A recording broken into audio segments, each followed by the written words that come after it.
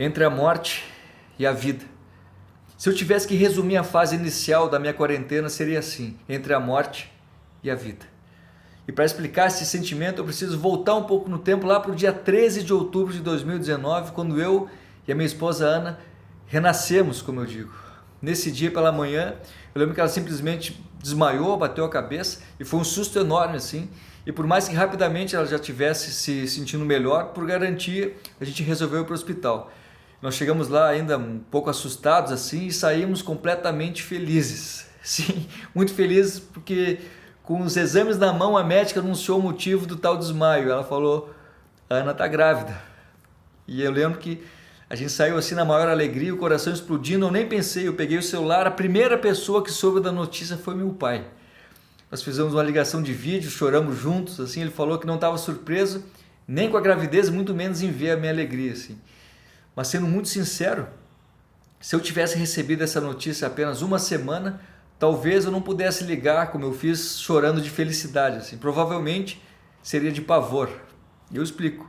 Somente 7 dias antes dessa notícia, eu e meu pai estávamos no meio de uma viagem de carro que nós fizemos de Porto Alegre até o Rio de Janeiro, que era uma coisa que a gente queria fazer já há muito tempo, a gente já vinha planejando, quase uma década, eu acho.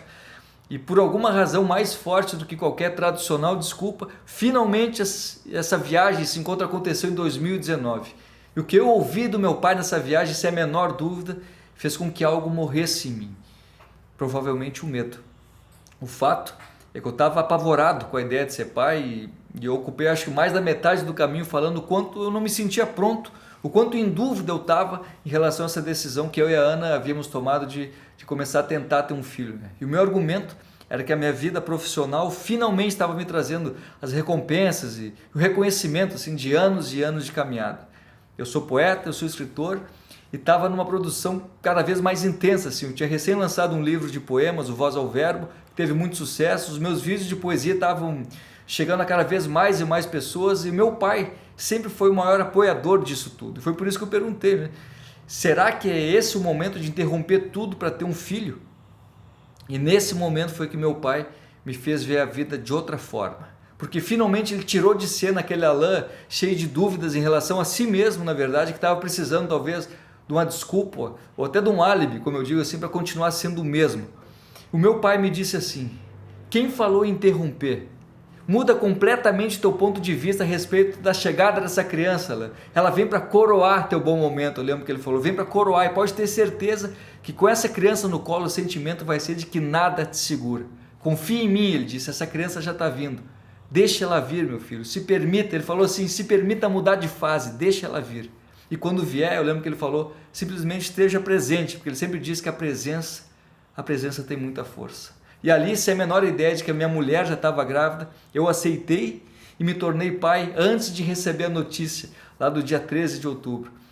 E foi por essa mudança assim, de percepção que meu pai me trouxe, que ele foi o primeiro a saber da gravidez e também o primeiro a saber do nome, que eu e a Ana escolhemos assim que nós descobrimos que seria uma menina, né?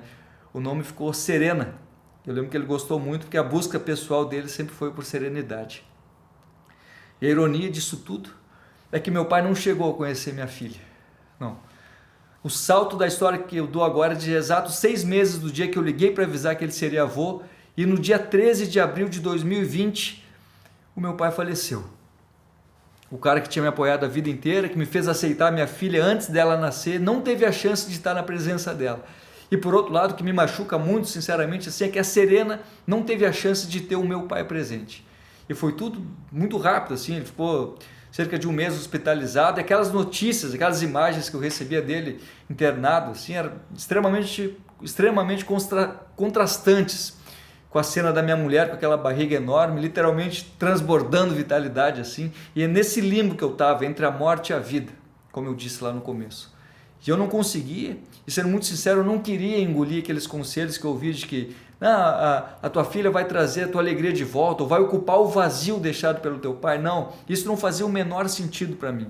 Eu sempre digo que escrever é o que eu faço, ao mesmo tempo me faz ser quem eu sou. E por esse vazio que eu estava, a verdade é que nessa fase eu estava tão perdido que não conseguia botar nenhuma linha no papel. O meu trabalho tinha perdido, assim, perdeu completamente o sentido com a partida do pai. E além do que eu fiquei, acho que semanas assim, tomado por um medo enorme de ser surpreendido novamente pela morte, né? Tudo me assustava, a saúde da minha mãe, das minhas irmãs, claro também da minha filha, da Ana, principalmente em relação ao parto. E o parto, meus amigos, se eu não tivesse presente ou se não tivesse sido filmado, talvez nem eu acreditaria. Eu vou tentar resumir para vocês aqui em palavras que, resumindo assim, eu não queria correr o risco de perder mais ninguém. E eu sei que tentar controlar a morte é uma ilusão, mas eu queria tentar ao máximo evitar, assim, por isso que a gente se organizou, eu e a Ana, a gente contratou uma enfermeira, uma doula para nos acompanhar de casa até a maternidade, tudo assim esquematizado para que nossa filha chegasse na segurança assim, dos nossos planos, né? E a previsão de chegada da Serena era de 23 de junho, e no dia 14, lá pelas 10 da noite, assim, a bolsa da Ana estourou e a madrugada foi intensa, assim.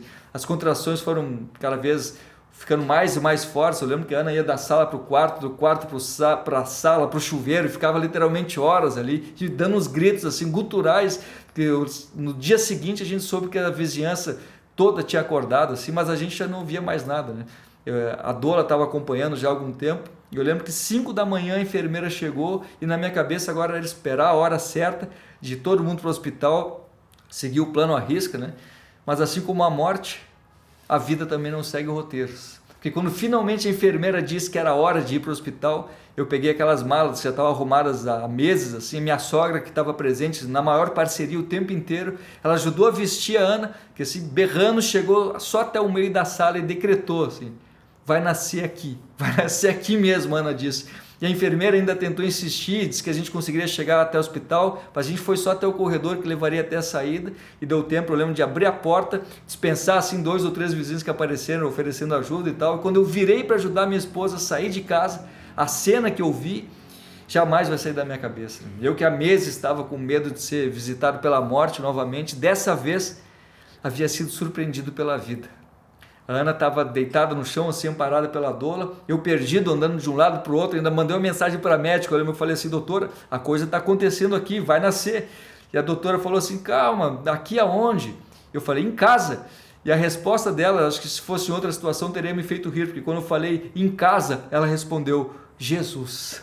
E aí eu percebi que de fato eu ia ter que assumir o parto junto com elas ali. A enfermeira também entendeu que nasceria ali mesmo, botou as luvas, e eu tirei uma força, uma coragem de algum lugar que até então eu não conhecia, né? Eu me ajoelhei, eu peguei na mão da Ana, assim, que tinha sido incrivelmente forte e corajosa o tempo inteiro, todo o processo, e como quem escuta um recado, eu só consegui transmitir o que eu tinha ouvido do meu pai há meses, assim, ele falou, eu falei, confia em mim, Ana, ela já está vindo, e repeti, a força, meu amor, deixa ela vir, vem minha filha, força, falta pouco, deixa ela vir, Ana, se permita.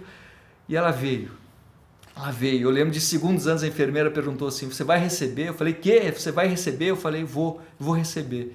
E assim que saiu, eu peguei, berrei, nasceu, entreguei a Serena para Ana, que agarrou assim como quem literalmente entende que tem uma vida inteira nas mãos. E foi nesse momento que todos renascemos nessa vida que nasceu.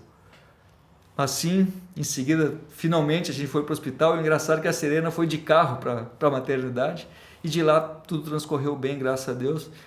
Só que o meu desafio agora era outro, é ser um pai presente sem ter a presença do meu. E com isso na cabeça, eu lembro que esses dias eu estava sentado assim, chorando, saudade do meu velho, estava escondido na sala, e a Ana chegou com a Serena, eu senti vergonha no começo, eu tentei esconder que eu estava triste, porque eu pensei assim, pô, se ela me ver chorando, que moral eu vou ter para tentar fazer ela parar de chorar depois, né? Mas a Ana falou, poxa, deixa a gente fazer companhia. E aí eu entendi que a identificação da minha filha seria ainda muito maior futuramente, se desde agora, desde já ela percebesse que tem um ser humano aqui, sabe? Então a presença delas nesse momento me fez voltar a sorrir. E no outro dia foi a Serena que estava chorando muito, eu simplesmente cheguei, eu não falei vai passar e nem perguntei o que foi, eu só peguei ela no colo e falei, pai está aqui. Foi nem o passado do que foi, nem o futuro do vai ser, eu estava presente. Eu senti o que o meu pai havia dito na viagem, e esse sentimento de presença não morre. Com a minha filha no colo, eu tenho a mesma sensação de ouvir constantemente assim, meu pai dizendo, quem falou em interromper? E com a chegada da Serena, eu percebi que realmente ela nunca vai ocupar o vazio, esse espaço que meu pai deixou. E claro que não, porque ter um filho não se trata de substituição, mas é sobre continuidade. E hoje eu me sinto muito mais inspirado, assim, como uma motivação maior que nunca para escrever. Essa motivação é tão grande, eu acho que nem se eu quisesse eu conseguiria parar. Eu sinto um amor tão grande que vem, transborda e vira texto. É só aceitar e deixar vir. E essa história eu não poderia encerrar com um ponto final, mas eu vou falar uns versos que falam sobre renascimento, que são assim.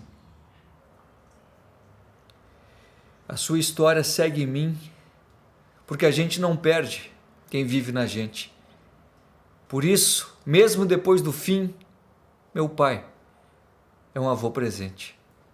A vida é um ciclo, por isso eu repito, a gente não perde quem vive na gente.